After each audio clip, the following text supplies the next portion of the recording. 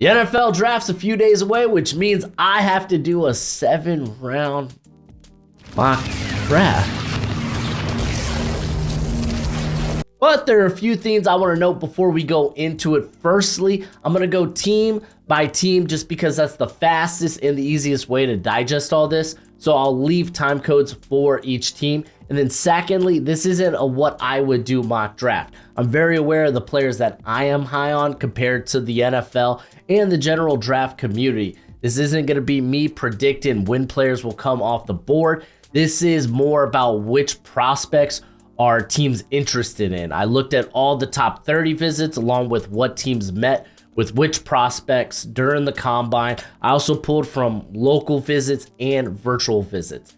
Then thirdly, there will be a case where I go best player available just because the value is too good at a certain point. So yeah, there is that.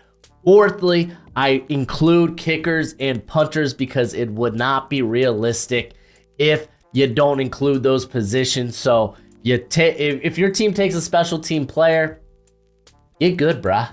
And then lastly, this will be no trades aside from 1 and kind of 2, and I'll talk about that when I get there.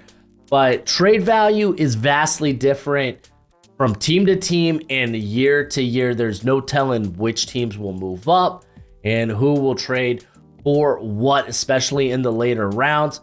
With that being said, I do include one trade that everyone's kind of anticipating because it would be foolish just not to include it. So let's go ahead and get to this sucker. Starting with the Arizona Cardinals, I took Marvin Harrison Jr. because if they're picking at 4, then of course they're going to take Marvin Harrison Jr. unless there's a very lucrative trade down option.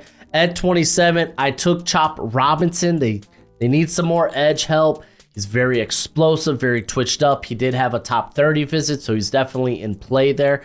And then at 35, this might shock some people, but I went with Xavier Worthy because, I mean, this wide receiver core, well, it needs a little bit more spice, a little more zest, a little more pizzazz. Xavier Worthy did have a top 30 visit. He gives them that vertical threat that could just tear it over the top that they lacked when Hollywood Brown, well, was banged up, was hurt. So now you're looking at a very scary wide receiver core there with Xavier Worthy, Marvin Harrison Jr., and Michael Wilson. And then at 66, I took Mason Smith, another guy with the top 30 visit, gives him a little, a guy that doesn't have to start necessarily early there for the Cardinals with what they've currently invested in free agency on the defensive interior.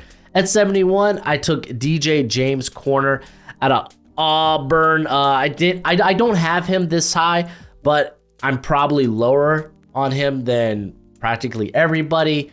Cardinals, they probably want to address the corner position at some point in the top 100, so they do it here. Braylon Trice going at pick 90. He's best player available for me at that juncture, and it's just a different style than what they currently have at edge, and they did talk to him at the combine. 104, Cedric Van Pran, man, this cat can immediately come in there and challenge Froho at center. Ray Davis at 138, another guy that got a top 30 visit, but come on, I mean, they got James Conner and then really nothing else.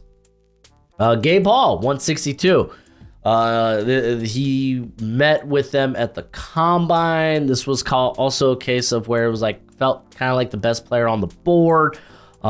He's a bit different than Mason Smith. And again, I mean, you look at Law Nichols and Justin Jones, those really aren't long-term options. At 186, I took Justin Turner. Don't worry, he has experience at guard, so this is just kind of depth there on the interior. Also was a top 30 visit. And then Eric Watts at 226, just more size, more depth. So I really wanted to go in and reform the trenches there for the Cardinals. Let's go ahead and move to the Atlanta Falcons, where I took, of course I did, I took Dallas Turner. Although Quinyon was in the back of my mind, both those guys have top 30 visits. If I'm gonna have to put my money on it, I feel like it's probably Dallas Turner, but I don't think Quinyon's out of the question there for the Atlanta Falcons. TJ Tampa.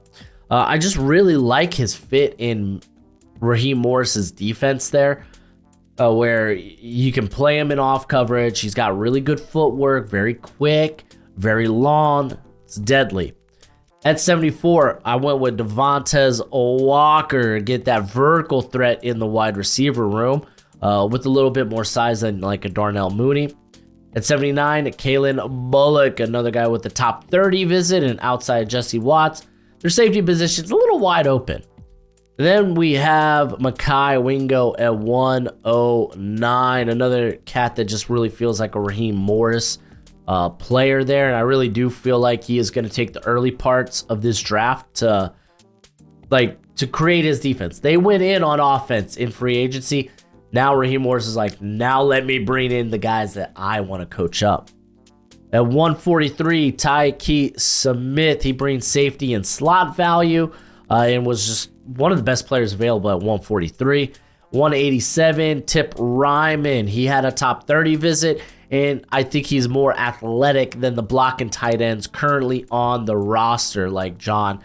I think it's Fitzpatrick. They got Charlie Warner there, who they just signed.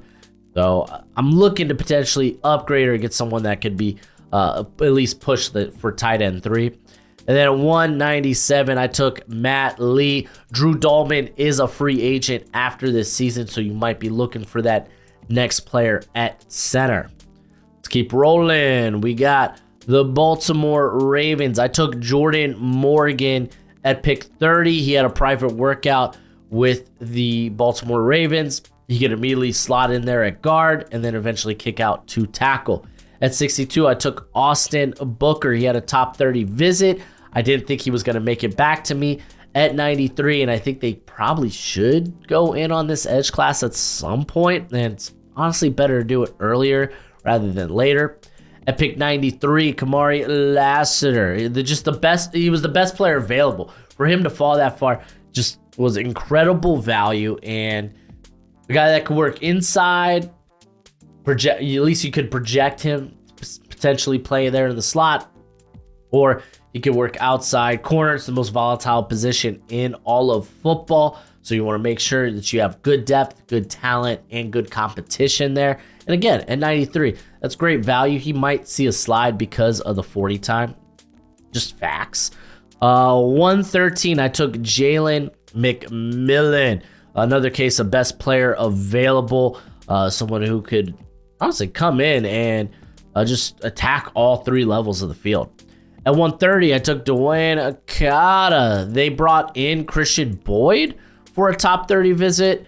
Fortunately, he was already off the board by this juncture, so I imagine they're still willing to go in if the talent or if the price is right on the defensive interior. At 165, I took Trey Taylor, safety, more so defensive back out of Air Force. He was a top 30 visit. He's also Ed Reed's cousin, so connecting dots here. 118, KT Leviston. He can play tackle, he can play guard, and he projects ideally to more of a gap inside zone heavy blocking scheme. That's right up the Ravens' alley. We got 128, Tyler Owens. They only currently have Marcus Williams, who is a free agent after the season, and Kyle Hamilton at safety. So they might go in twice in this class, and if not, they'll pick up some UDFAs. And then I finished it off with Logan Lee. That was 250. That was just incredible value, and I could not pass it up. Moving to the Buffalo Bills. Now, this is, if you watched the beginning, I said there's no trades outside of the one big one we're going to do in the top 10, but there's also a kind of trade here. I think the Bills probably move and trade up to get Brian Thomas in some way and fashion. And I kind of got an idea of who that team will be that they trade up with. But I got them getting Brian Thomas here at 28. There are some people that just aren't high on Brian Thomas as well. So maybe he falls. At 60, I went with Rook Araharo. He had a top 30 visit.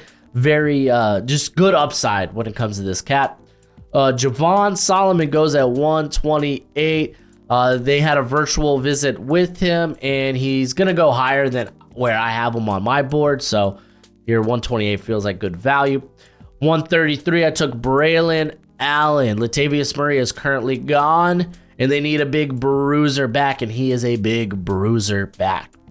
144, Malik Mustafa. I actually think he goes higher than this. It just happened. He happened to be there at 144, but that's a good value for a safety there. MJ Devonshire at 160. He had a top 30 visit and a private workout with the Bills. So I think they're probably going to be looking at him at some point on day 3. And I'm actually a big fan. I like the length. I like the movement skills. That guy can get after it. Jacob Curtis going at 163. He met with the Bills during the combine. They could be looking for a little bit more linebacker depth, and he gives them a little bit more meat as well. 200, Ryan Flournoy. I'm double dipping in the wide receiver class. He had a top 30 visit as well. Tyler Davis, 204. I'm reuniting the former Clemson teammates, Ruko Rohoro and Tyler Davis. Let's go. I like that. And then at 248, I go Trent Jones. He was kind of best player available. He also has some versatility at both guard and tackle. So there is the Buffalo Bills' draft. Let me know what you think in the comments. But let's move to the Carolina Panthers as I went Marshawn Kneeland at pick 33. He had a top 30 visit. I think he can go higher than this. We've seen Dane Brugler talk about he could be a surprise first-round pick, so I got him here at the beginning of round 2. And then Ladd McConkey going at pick 39. Maybe he ends up falling. Right now, you're having people talk about medical red flags coming out stemming from the combine.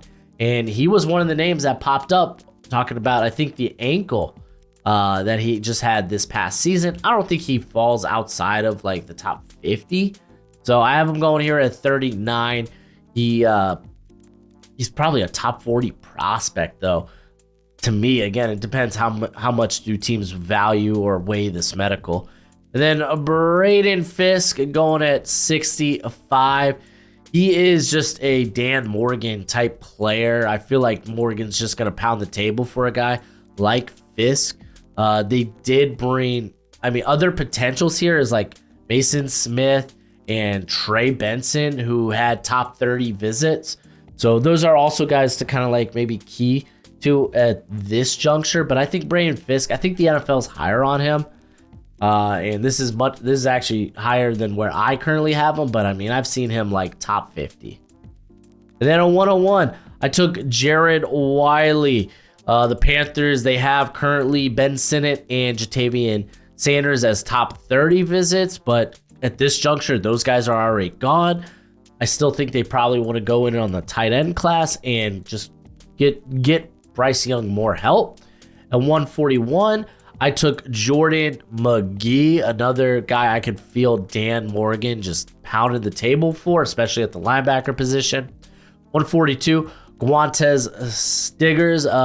They are a QB or a corner needy team, a team that lacks depth at the corner position. This cat, he ends up going to the Shrine, right? Because he played in Canada last season. And it was 26 different teams that were like, hey, can you get this player to the Shrine Bowl? We want to see him. Fun fact, Carolina Panthers were among those teams. And then to round it out at 240, I took Cornelius Johnson, just a prototypical X-style wide receiver who I think probably could make the roster just because of what he can do as a run blocker and just a good possession receiver. That can come in there and be a quality like wide receiver 5. Okay, we're going to head to the Chicago Bears. This will be quick because we only got 4 picks here. So Caleb Williams, he's kind of the obvious pick at pick 1. I think Rome Odunze is kind of the obvious pick if he makes it at pick 9 there, and he did. So there we go. Caleb Williams, Rome Odunze. At pick 75, I went with Rabbit Taylor Demerson. They did bring him in on a top 30 visit. Kevin Byard's more of a short-term solution, being on a 2-year deal. So I thought the value was right for him at that juncture. And then at 122, I took Bo Limmer. This was just best player available for me, and he's immediate competition to Coleman Shelton and Ryan Bates there at the center position. Okay, now we got the Cincinnati Bengals. As I went Byron Murphy at pick 18. He is just such a tough player to project where he may go. And like trying to figure out where his landing spot may be. It's just incredibly tough. I ended up having him go here at 18 because if it wasn't here, he might fall. And I honestly think he goes top 20. I don't know. It'll be interesting. Xavier Leggett, pick 49. It was great value. I had to take it, and he gives them breathing room if they want to do a T. Higgins trade. Then I took Theo Johnson at pick 80 because, hey, man, they could probably use they could use the athletic upside at tight end of a Theo Johnson he's got the build. He's a good blocker. Now, can you capitalize on what he is as an athlete? So we'll see there with Theo Johnson. Plus, tight ends typically go higher than I typically would have them or take them. And I mean, we saw it with guys like Brenton Strange and Luke Schoonmaker last season. But some of the ones that went high, like a Sam Laporta, we saw Luke Musgrave and Tyler Kraft. Who was taken by the Packers, both those guys, but we've seen those guys work. So I think the tight end class isn't great this season, but teams are going to take their shots. Pick 97, went with Nehemiah Pritchett. Just kind of feels like a Bengal type of corner. On top of that, they brought in DJ James on a top 30 visit, or I know they actually went to the pro day, so they would have seen Nehemiah Pritchett as well.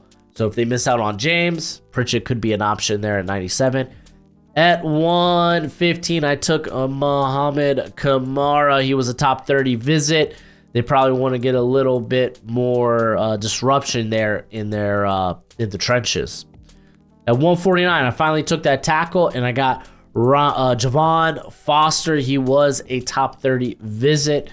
And this is how I could see it going if the Bengals opt not to go tackle early and feel like, hey, we're content with Trent Brown right now. We could look at options later on in the draft. Javon Foster is kind of that option.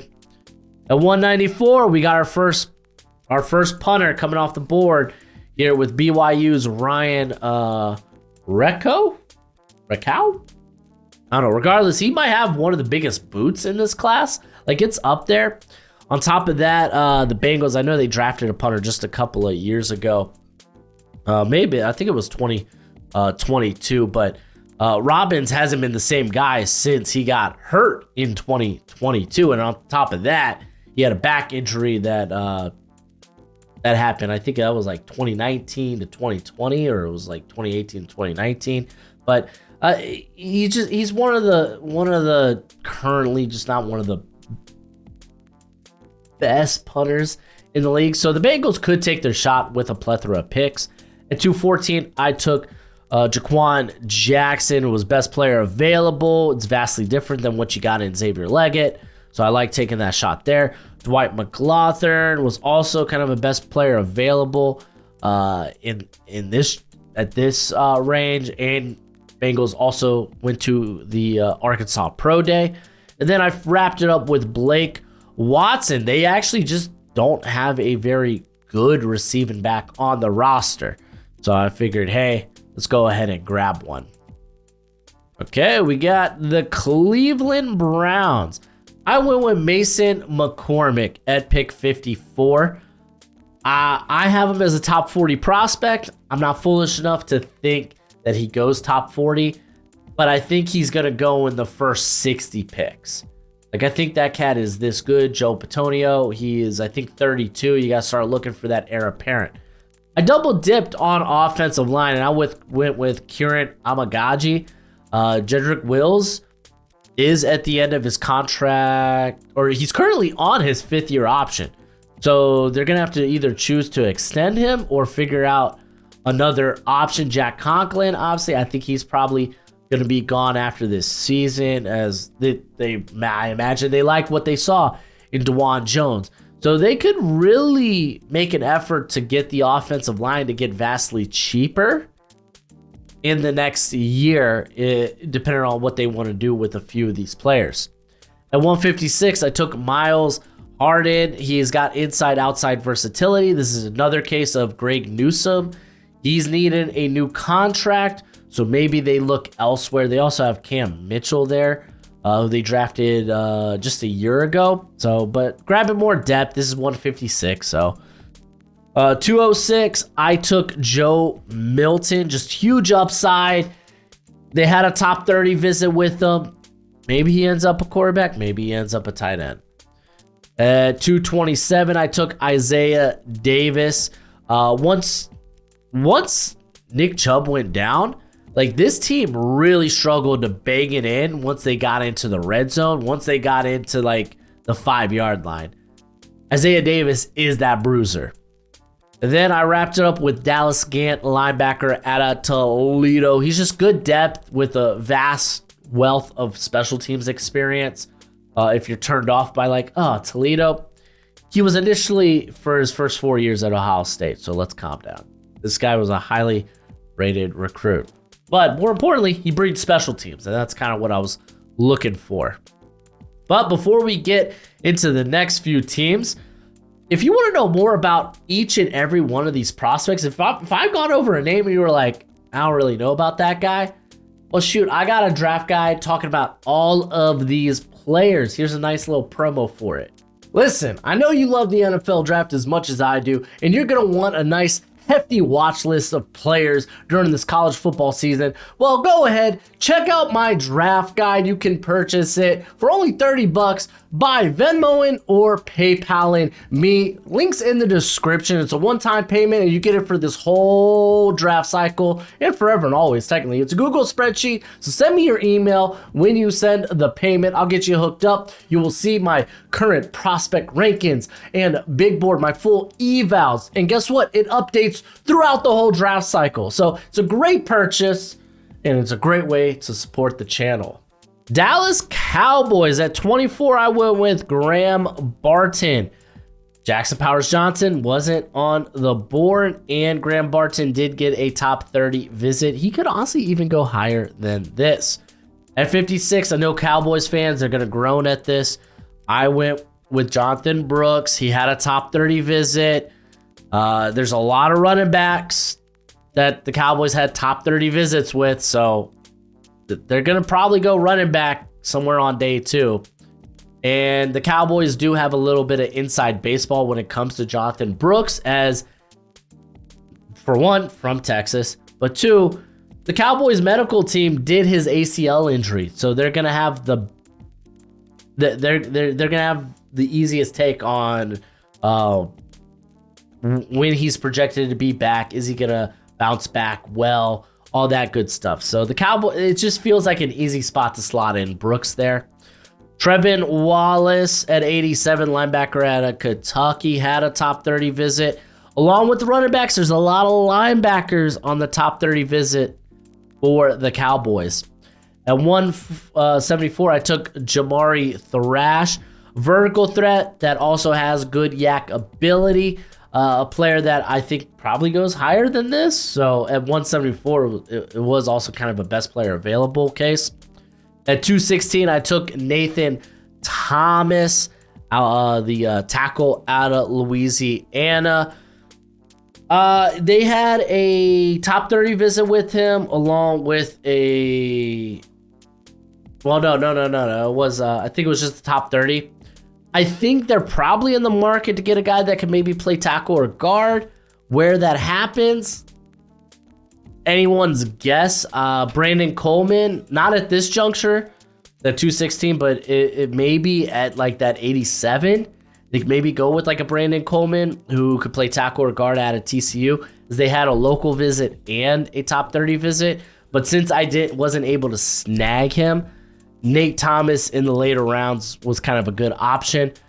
I took Nathaniel Watson. He had a top 30 visit. Maybe they double dip at the linebacker position in this class. And then I rounded it out with my boy OV, the edge, out of LSU. Because at 244, I was just kind of taking best players available and guys that may have had any contact with these teams. Okay, let's move to the Detroit. No, Denver Broncos. Sorry, Broncos. I was about to skip y'all. Maybe I should. Nah, I won't. All right, I took Bo Nix. Listen, there ain't no way. I can't fathom the Broncos coming out of this class without a quarterback. It might be later on, like a Spencer Rattler, but they've done their due diligence on these top guys.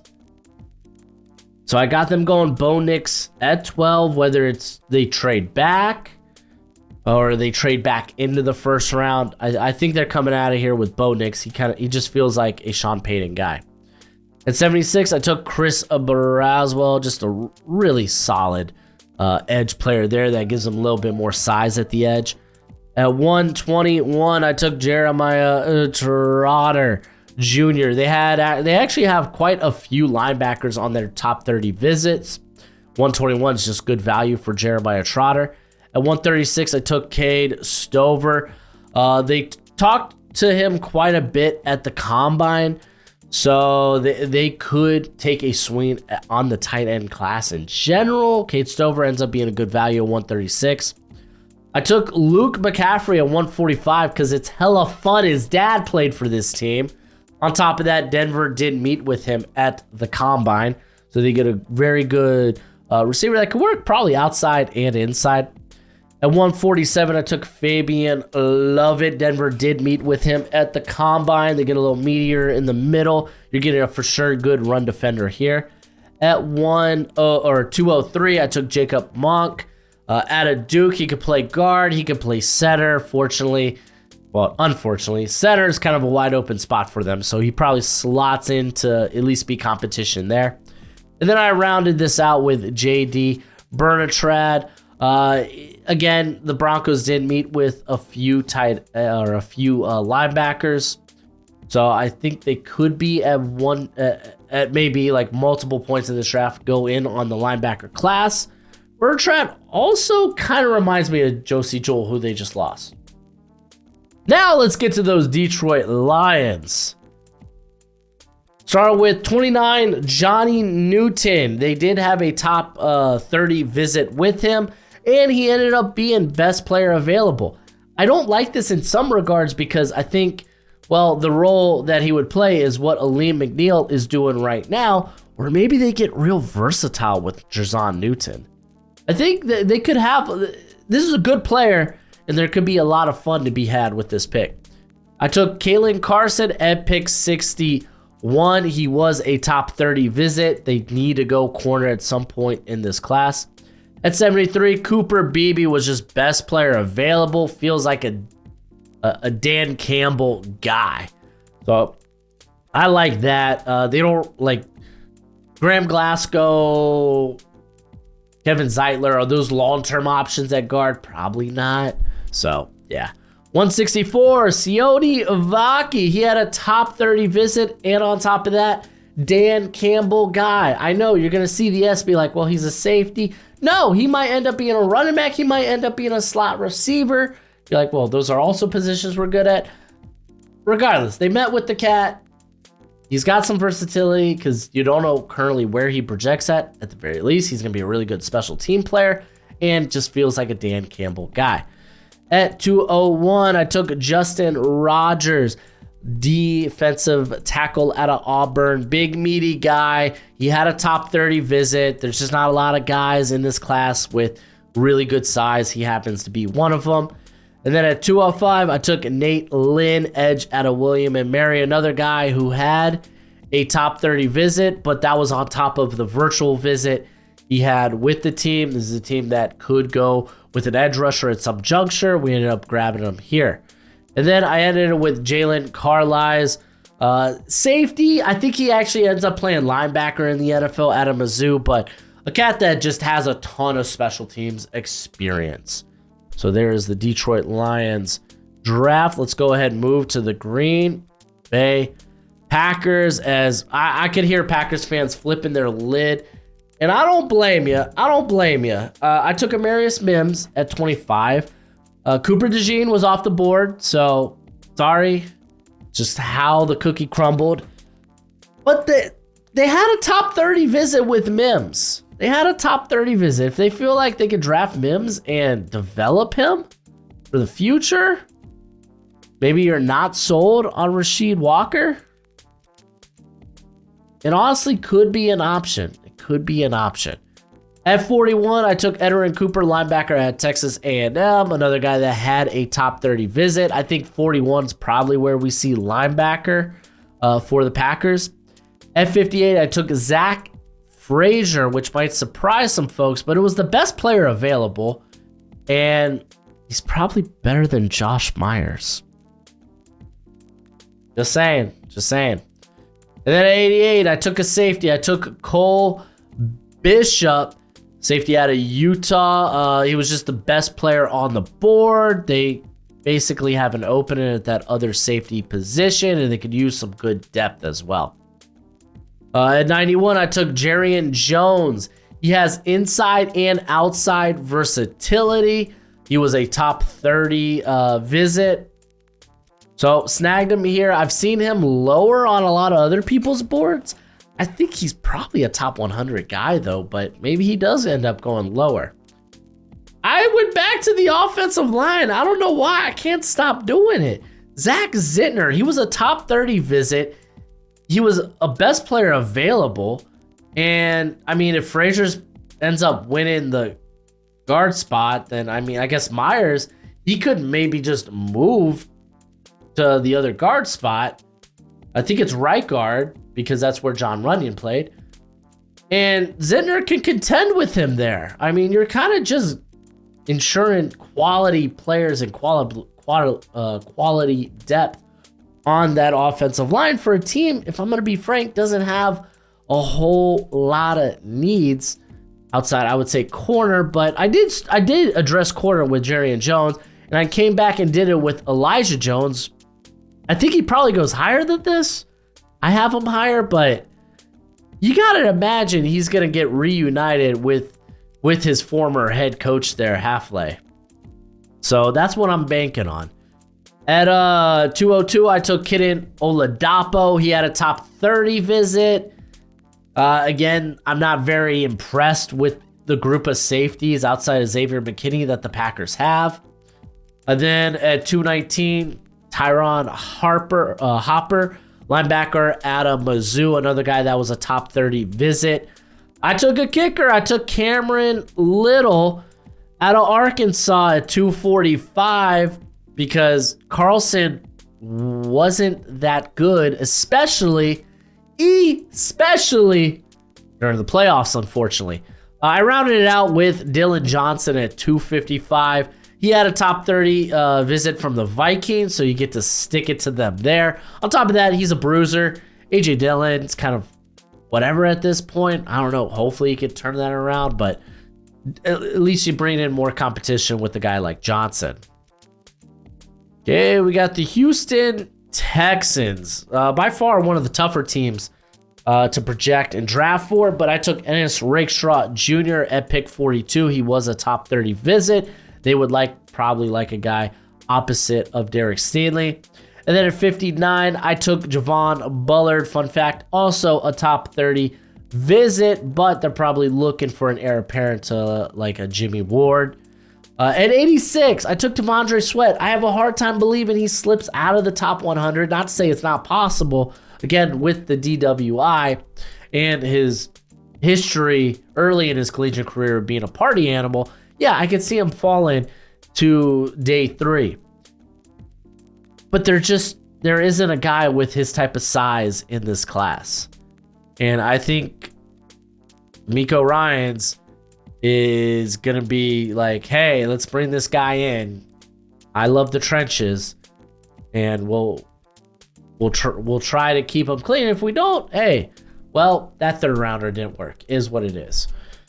At 123, I took Isaac Guerrero. He was a top 30 visit. He gets to sit behind Damian Pierce and Joe Mixon as he develops, but he's got high upside. At 127, I took Xavier Thomas, another guy that was a top 30 visit. D'Amico Ryans, he comes from the Niners. That's a team that, fun fact, they love a lot of depth on the defensive line. At 188, I took Jalen Simpson, corner / deep safety out of Auburn. He was a top 30 visit. Then I went with Layden Robinson, guard out of Texas A&M. He was a local visit, and he could also challenge his former teammate, Kenyon Green, maybe. At 238, I took Tylen Gramble, tackle out of Central Florida, another guy that was a top 30 visit. And then I rounded this sucker out with Bub Means because it was best player available, best believe. I don't think he makes it that far, but he was there. He's a big vertical threat. The Texans are going to have to decide on a few contracts, mainly Nico Collins in the next year or so. So maybe, just maybe, this is a backup option. All right, we're going to go to the Indianapolis Colts. So I took Quinyon Mitchell at 15. He was a top 30 visit. He is it would be a great addition there for the Colts. And I think, me personally, I'd be willing to take Quinyon higher than this. And I already said earlier in the video, he had a top 30 visit with the Atlanta Falcons. He can go higher than this, but he made it to 15 here. At 46, I took Ricky Pearsall. He's a vertical threat that's just a very nuanced route runner that can work inside and out. And he is your franchise quarterback's former weapon. He played with Anthony Richardson back in 2002. Reunited and it feels so good. At pick 82, I took Adisa Isaac. He happened to just be best player available. I think they could take a shot or two on the edge. I took Jalen Wright at 117. He was best player available. He adds a little pizzazz behind Jonathan Taylor there. At 151, I took Hunter Norzad. I think he could be the heir apparent to Ryan Kelly. We don't have a RAS score on him because we know the Colts, they love to go with their relative athletic scores because he wasn't able to work out. He wasn't able to do the drills because I can't remember if it was like an ankle or thigh injury, but he did do bench. I think he eventually did like the vert or something, but believe me, the guy can move. If you want a relative athletic score on him, go watch his film. At 191, Keith Randolph Jr., he was a top 30 visit.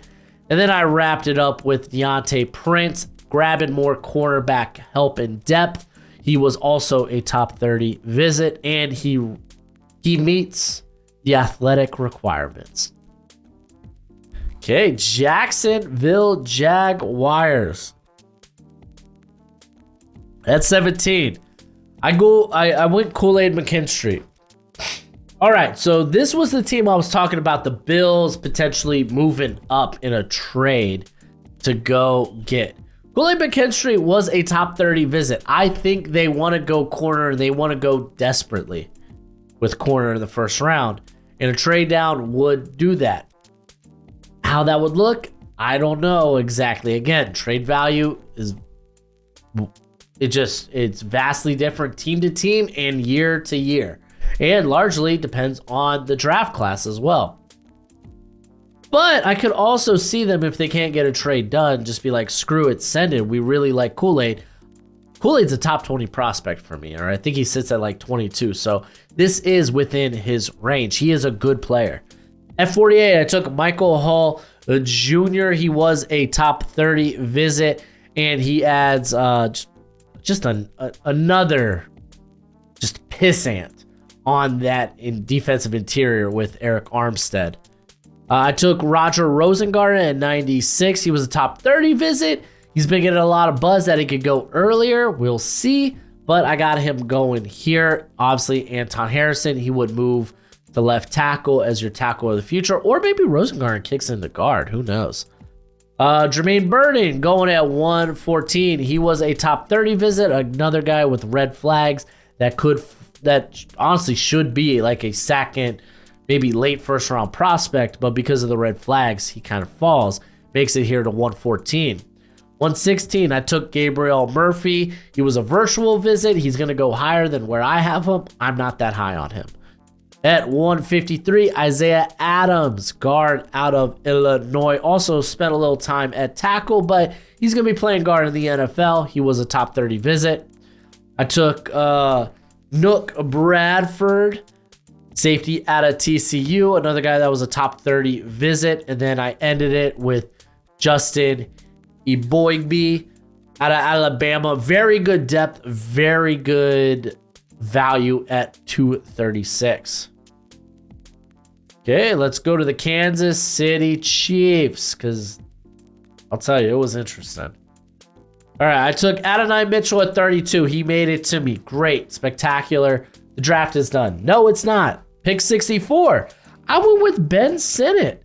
He is a top 30 visit for the Chiefs. I think he's tight end too in this class.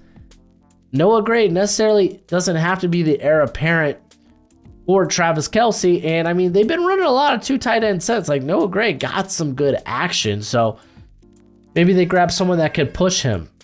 At 95, I have Caden Wallace. He was a top 30 visit. He could play tackle. He could play guard. And it kind of depends on if they like Wanya Morris, or if they hold on to or able to extend Trey Smith. And I mean, I think Tooney's up there in years as well.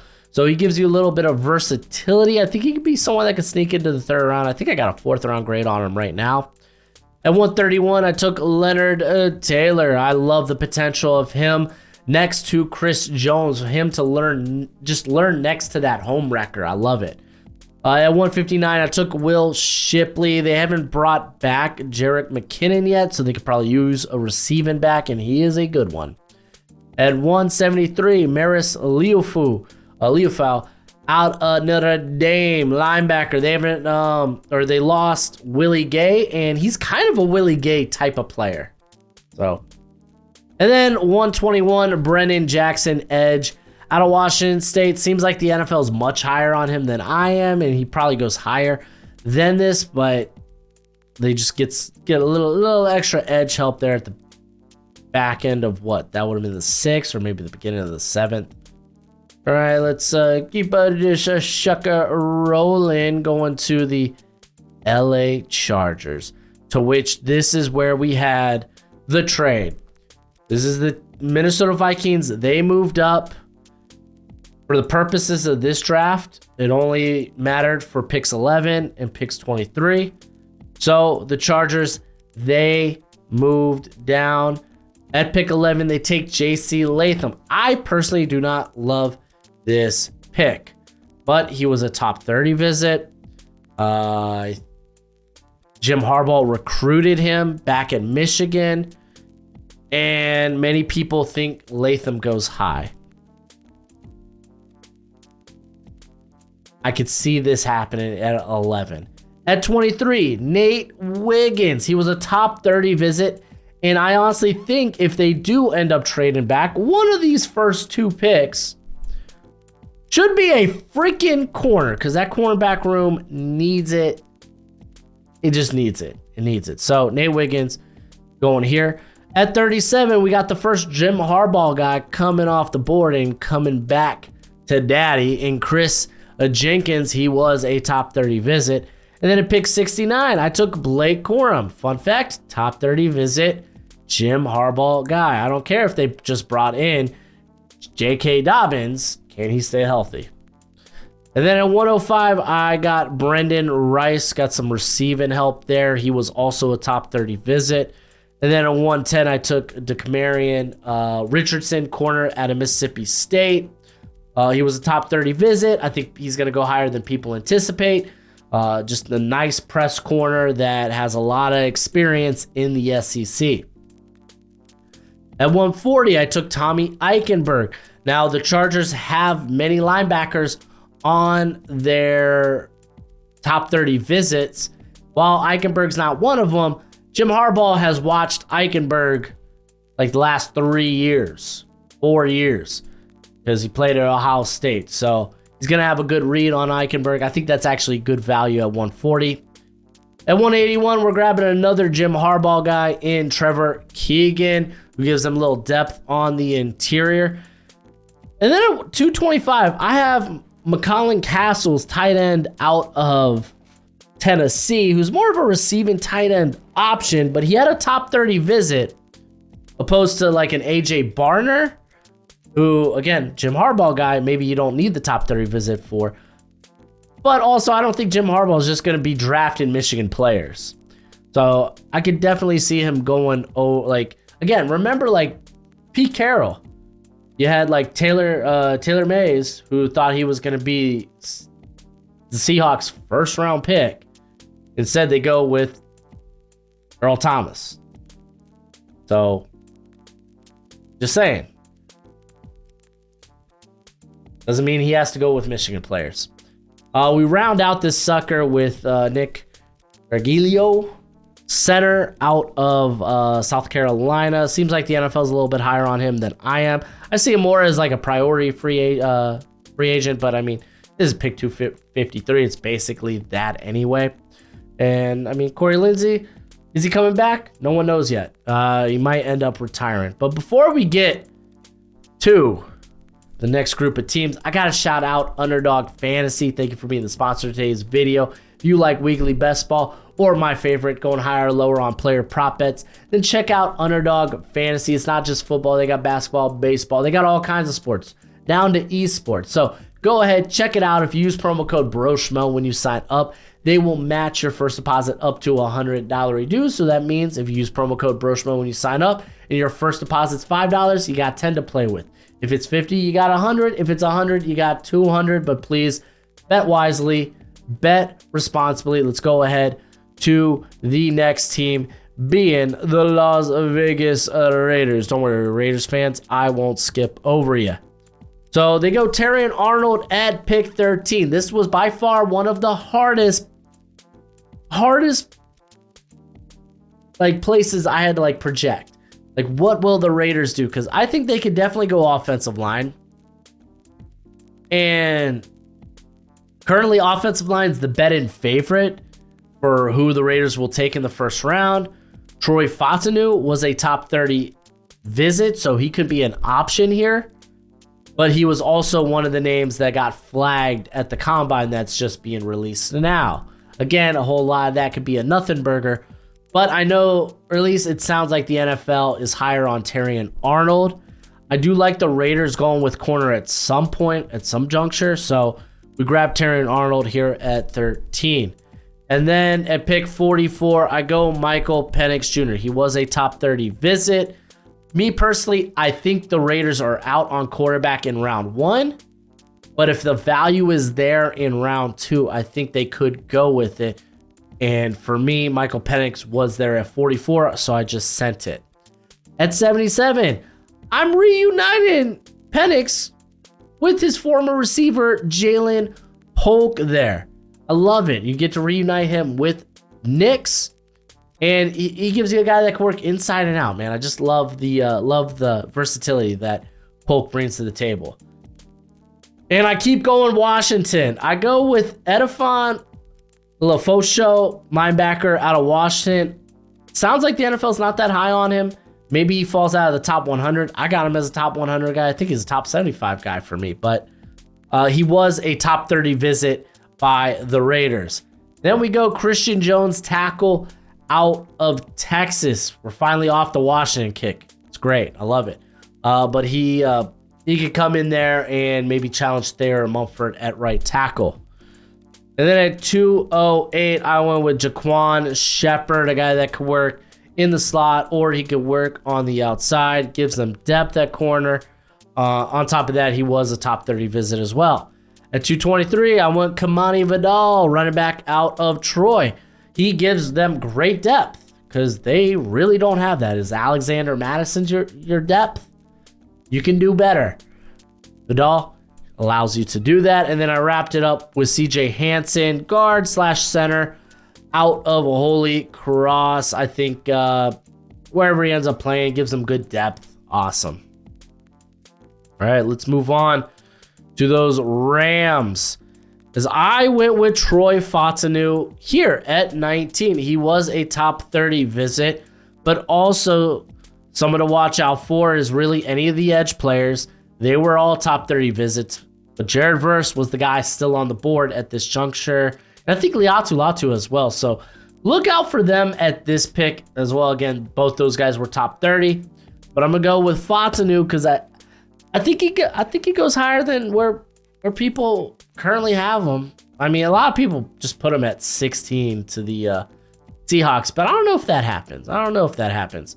At 52, I go with Andrew Phillips, corner out of Kentucky. Sounds like a lot of people are higher on him than I am. I still say he's a day 2 prospect, but I don't have him as a second rounder. He was also a top 30 visit for the Rams. And then I grab an edge in Jonah Ellis out of Utah at 83. It just feels like a great bargain, best player available.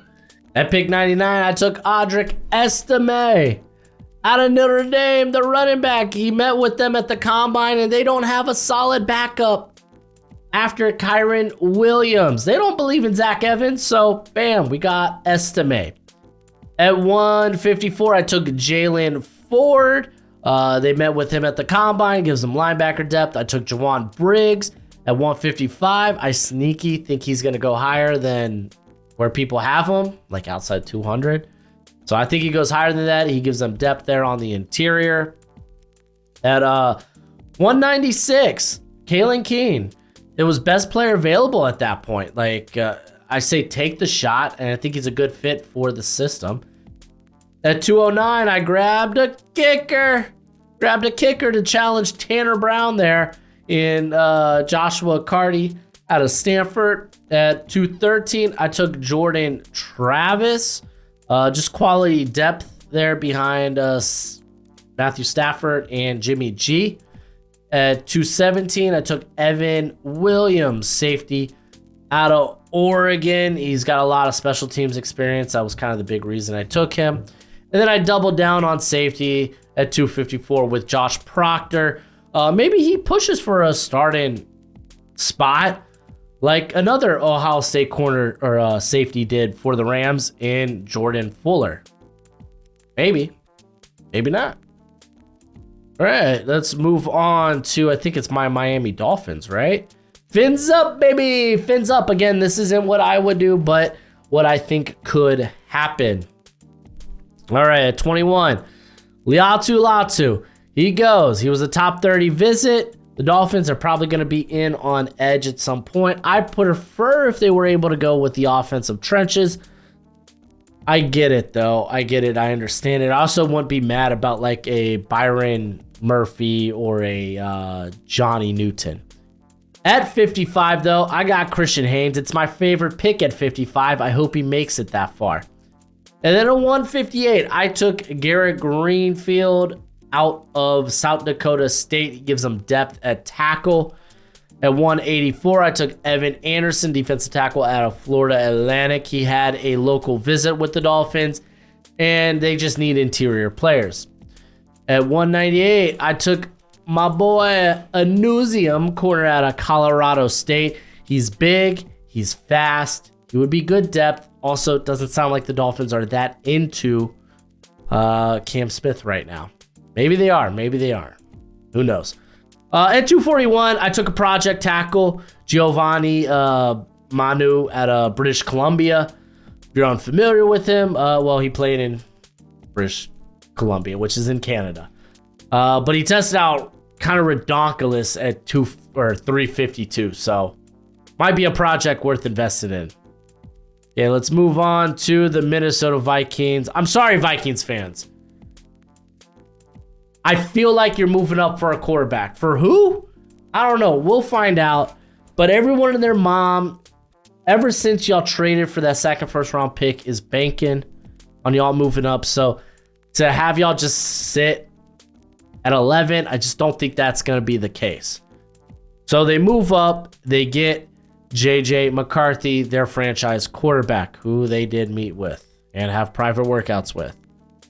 At 108, I got Kyrie Jackson. He may be a little bit older, but he was a top 30 visit, and I think he's ready to play now. Nice press corner. At 129, I took Marshawn Lloyd. I think take the swing on the upside. I think Lloyd, it sounds like he's going to go much higher than this. Maybe he does. This is actually about the range I have him in, so a little shocking that he was still on the board. But take the swing on him. Take the swing. At 157, oh, Vikings fans are going to hate this. What do you mean we're using it on a kicker? We got Alabama's kicker here. I think he's the best kicker in this draft. They need a kicker. They do. So we're grabbing it here. And this is actually, I think, the first special team player, kicker / punter, that actually came off the board for me. At 167, I grabbed the god out of Utah, LeMayo, who could honestly moonlight at tackle, but they haven't brought back Dalton Reisner, and Ed Ingram hasn't been that good. Maybe the switch flips this year. Jacob Cowan was best player available at 177. Send it. I'll take it. At 230, Donovan Jennings, who could play tackle, who could also play guard, just gives them depth. He was a top 30 visit. And then I ended it out with Tarheeb Still, corner out of Maryland at 232. He could work inside and out, so he gives you just more depth at the corner position. All right, let's move on to the New England Patriots. Because I got y'all taking Drake May at 3. I guess you now know what the Commanders are going to be doing at 2. Or do you? No, you probably do. But they take Drake May. They get their quarterback of the future. At 34, I got them going Kingsley Sumatea. He was a top 30 visit, and they could take a swing. He's got a lot of upside. At 68, I got him going Javon Baker out of Central Florida, wide receiver. Another guy that was a top 30 visit. I love it. I'm a big fan of his. This is about the range I have him. I've seen him anywhere from close to top 50 to 120, 140. No one knows how they truly feel about Baker. Or, again, it's a deep wide receiver class. We're going to have these guys all over the place. At 103, I took Jalix Hunt out of Houston Baptist. Nice project at edge. He was also a top 30 visit. At 137, I took Josh Newton because that's ridiculous value for Josh Newton, and he has inside-outside versatility. At 180, I took Jaheim Bell, tight end out of Florida State. He's a little undersized, but he was also a top 30 visit, and he's kind of basically come in and function like the Jonnu Smith in this offense. But then again, it's new OC and Alex Van Pelt. At 193, I took Travis Glover, tackle out of Georgia State. He was a top 30 visit. He gives them more depth. And then Mark Perry, safety out of TCU. He had a meeting with the Patriots at his pro day and a virtual meeting. And I think at some juncture they could be in on a safety in this class. New Orleans Saints at 14, I took Olu Fashanu, tackle out of Penn State, because of course I did. I think this team's going tackle at 14. And then at 45, I took Malachi Corley. He was a top 30 visit. So, I don't know. Maybe they go in on a yak machine. And then at 150, I took Dominique Hampton, safety out of Washington. I think they could probably go for a little bit more safety depth, or maybe look for a long-term option over like a Honey Badger, and Hampton can work in the slot and at safety. At 168, I got Dylan Labe, who was a top 30 visit. Watch out. Maybe they're not done at running back.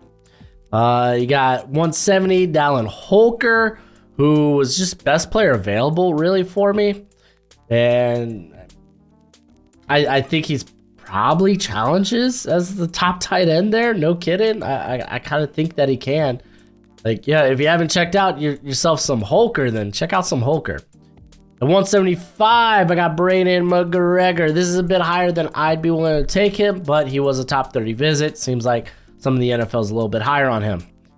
And then I went in on some defensive interior guys. For one, Jordan Jefferson. You get to keep the LSU boy in Louisiana. And then Jaden Akrumdi, who just gives them more depth, and I believe was a top 30 visit as well. And I wrapped it up with a punter because, Headley, the guy you got there, was one of the worst starters in the league last year. So I got you Torrey Taylor. Congratulations. All right, New York Giants. Yeah, let's go Giants first. I took Malik Nabers at 6. It's really a toss-up between him and Rome Odunze, and not because I think they're so close, but because their skill sets are vastly different. I think if I had to, I don't know, man. It's, again, too close to call for me, and I would probably just flip a coin. At 47, I took Jaden Hicks. He was the first safety off the board in this draft. He was a top 30 visit. I think it's Jalen Mills they currently have at safety there. Next to Pinnock. Please tell me they brought Pinnock back, right? Let me go just confirm this real quick. Yes, they have Pinnock, and yeah, it's Jalen Mills. He's bad. I mean, you would kind of hope that maybe Belton can unseat him, but hey, let's just take our first stab at safety. I have Trey Benson here at 70. I actually contemplated taking him at 47 for the Giants. I think he goes earlier than 70.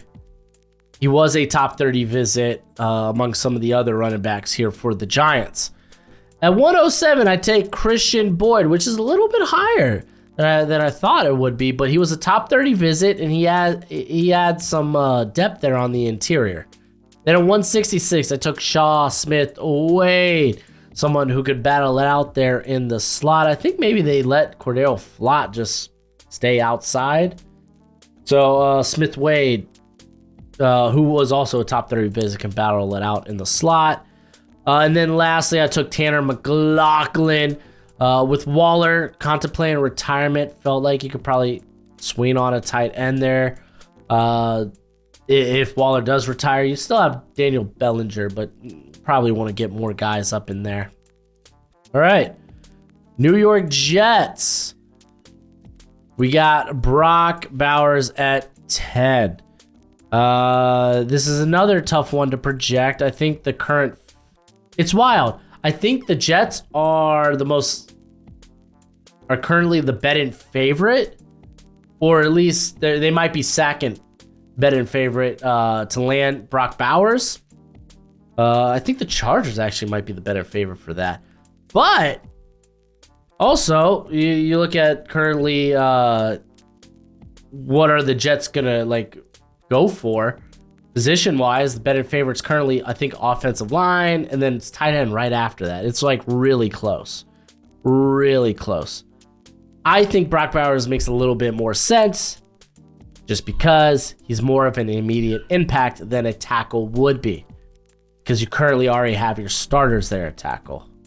Tackle could be the better long-term solution or long-term plan, but I don't know if that's where they go. But I'm going Brock Bowers here.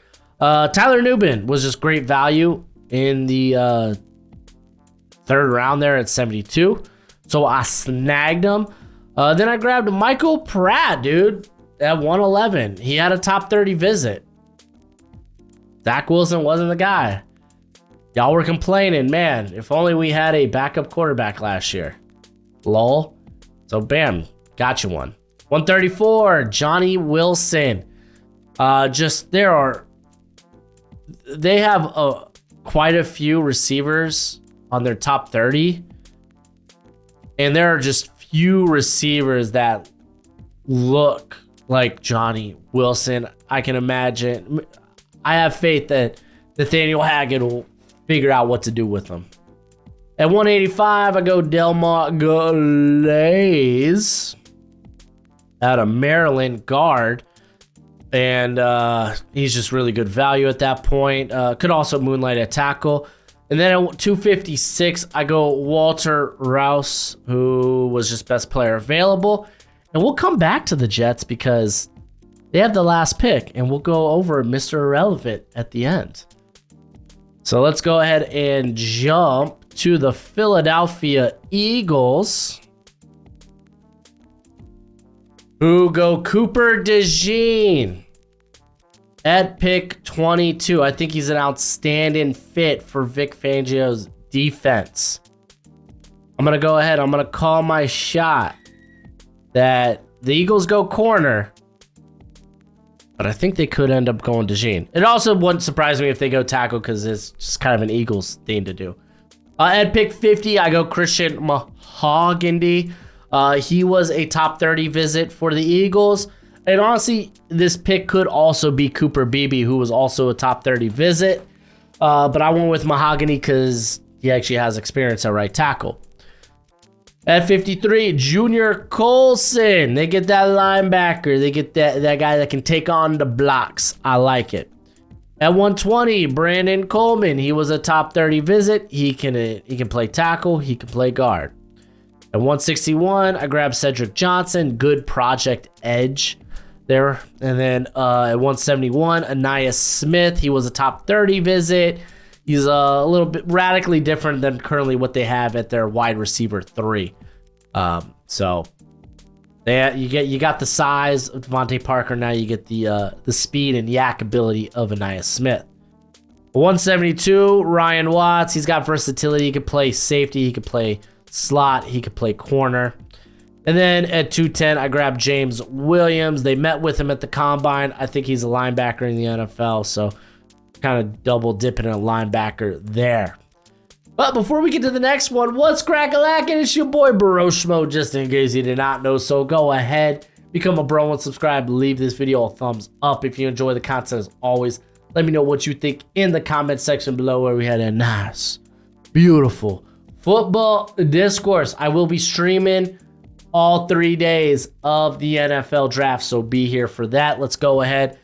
Get into, what is the Pittsburgh Steelers next? It's the Pittsburgh Steelers, as they go to Nisei Fuanga, who was a top 30 visit. There's a plethora of options the Steelers could go with here, and it won't surprise me if they go with really anything. At 51, I go Troy Franklin. His projection's all over the place in terms of where he can end up. He could go as early as like early second round. He could go as late as like mid third round. So kind of a hard player to project. I wanted to go receiver with this pick. Unfortunately, Xavier Leggett, as you already saw, he went a couple of picks ahead of me, who was a top 30 visit. Roman Wilson went a few picks ahead of me.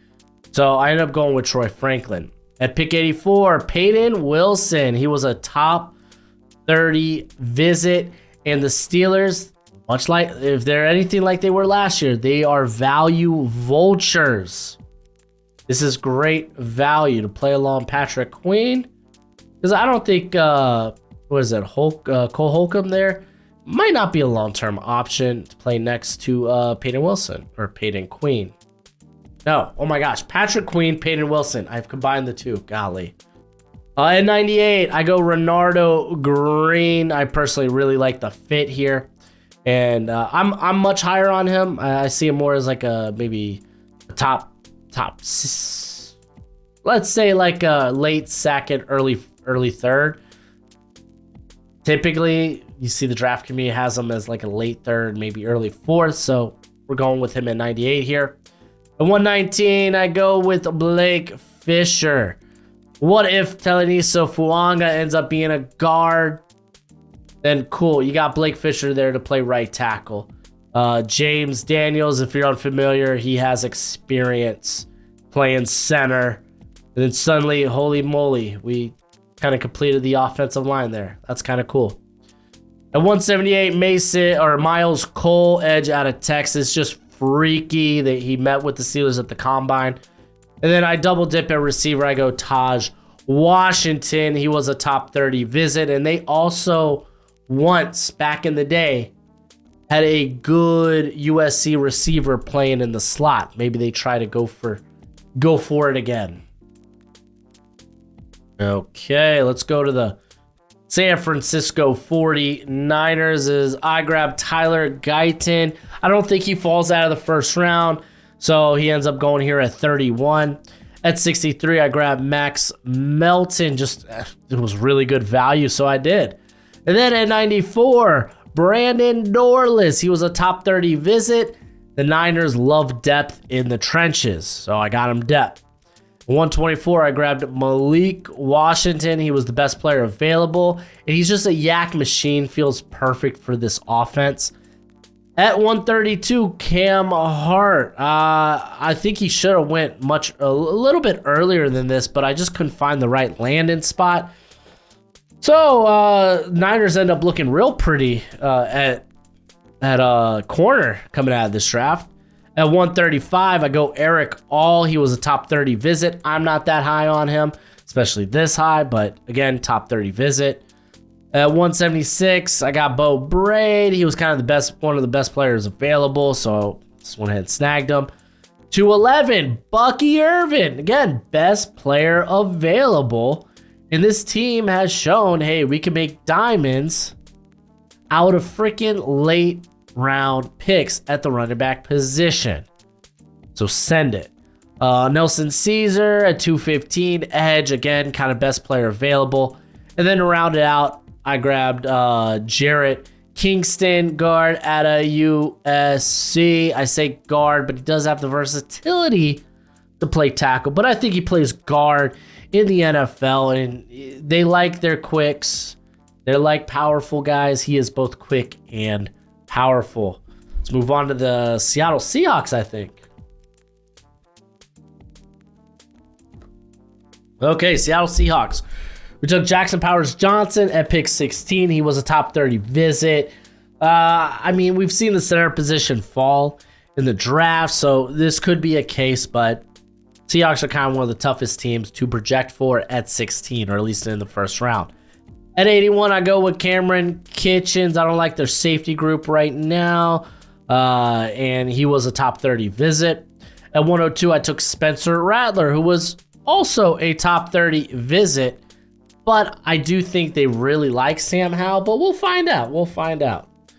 At 118, I go Matt Goncalves, who could end up playing guard, but he was also a top 30 visit. Then I go Tyrese Knight. They need more depth at linebacker. He was also a top 30 visit. Anthony Gold, wide receiver out of Oregon, little undersized, but he had a virtual visit with the Seahawks. He brings vertical and return capabilities. And then I rounded this out at 230 with AJ Barner. They desperately need more depth at tight end. All right. As Matthew McConaughey would say, Tampa Bay Buccaneers. Jared Verse, top 30 visit, great value at 26 if he makes it. I took it. 57, Keon Coleman. He was a top 30 visit. I think he goes higher than this, but he was available. I took it. At pick 89, Mike Sanders still. He was a best player available and a top 30 visit. I saw it. I took it. And then at 92, I took Tanner Bortolini. I firmly believe he will be a top 100 player. I think he's going in somewhere in day 2 in the draft. He was a top 30 visit, and he's immediate competition for Robert Hainsey at center. Then I grabbed Cedric Gray, linebacker out of North Carolina. Just gives him linebacker help, so good on that.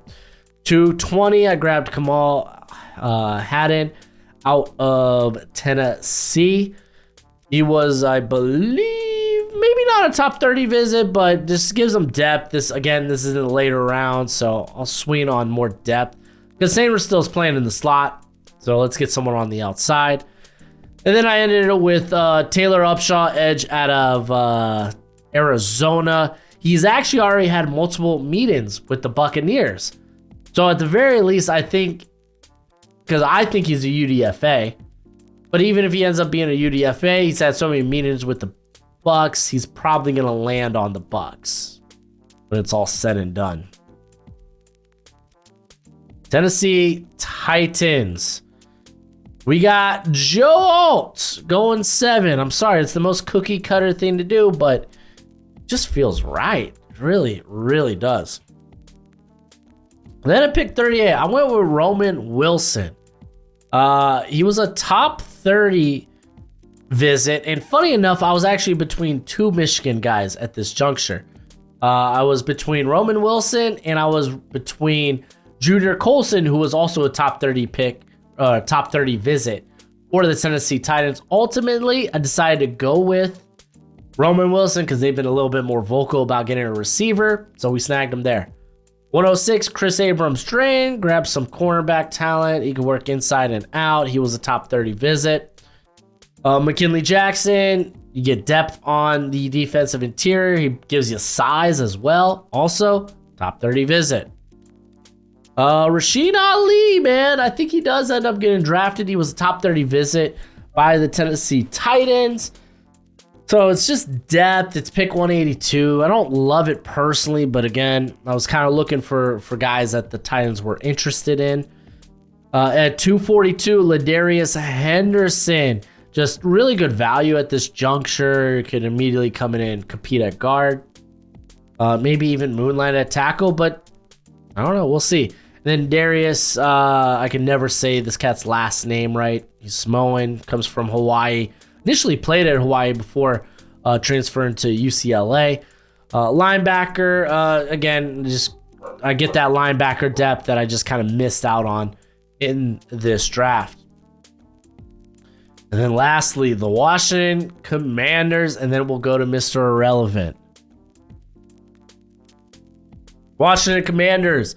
I go Jaden Daniels. That's where all the smoke is right now, man. That's where all the smoke is. And where there's smoke, there's fire. And I think it's kind of weird that, it came out. Jaden Daniels' camp was unhappy that the Commanders were courting other quarterbacks. I don't know if I buy that. I don't know. At 36, I go Darius Robinson. Stinking Dan Quinn loves a good versatile player. And, well, at least body-wise, Darius Robinson is that. At 40, I took Patrick Paul. I think he's probably going higher than people anticipate.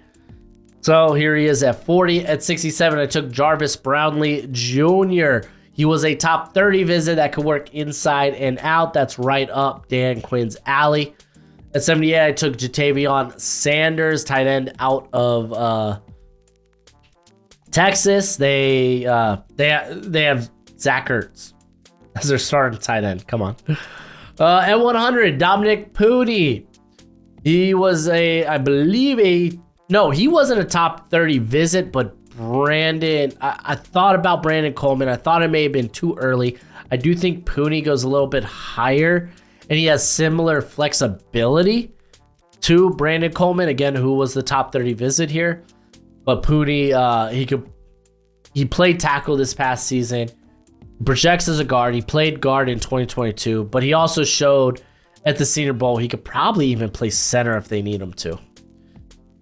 At 139, oh man, and I said the Alabama kicker was the top special team player taken. And Austin McNamara is the top special team kicker / punter taken in this mock draft, and he's going 139 to the Washington Commanders. I could hear Commanders fans in the comments right now, but let me tell you why I think this. Way has not been that good. He's been kind of bad the last few years. Adam Peters, y'all's new GM, he took Wisnowski back when he was in San Francisco, and he did that in the 4th round, and that was just in 2019. At least I'm doing this in the 5th. And I took my top punter in this class. So, ta-da! I grabbed Tyrone Tracy at 152. I just love Tyrone Tracy as a prospect. He was best player available at this point. Eckler's obviously not a long-term option, and Tyrone Tracy is vastly different than what they have in Brian Robinson and Chris Rodriguez. And then I ended it at 222 with Javonte Jean-Baptiste. He was a top 30 visit, gives them more depth there at edge. But let's go ahead. Let's pick Mr. Irrelevant. here for the New York Jets. I'm glad you're back with us for Mr. Irrelevant. Don't worry, I already know who it is. I went best player available, but I also went with the player that I think for the Jets could be Bryce Huff-esque. At least in terms of how you're going to use him. You're going to use him as a DPR. So I went ahead and I took Jalen Harrell, edge, out of Michigan for the New York Jets. But there it is, a 7-round mock, and I still have to do the East individual 7-round mocks. Those will probably be out Tuesday. But thank you so much for the support. I'll see y'all for the watch along. We will have a 7-round walk the mock probably Tuesday night. So be ready for that. But as always, until next time, be easy, my friends. Later.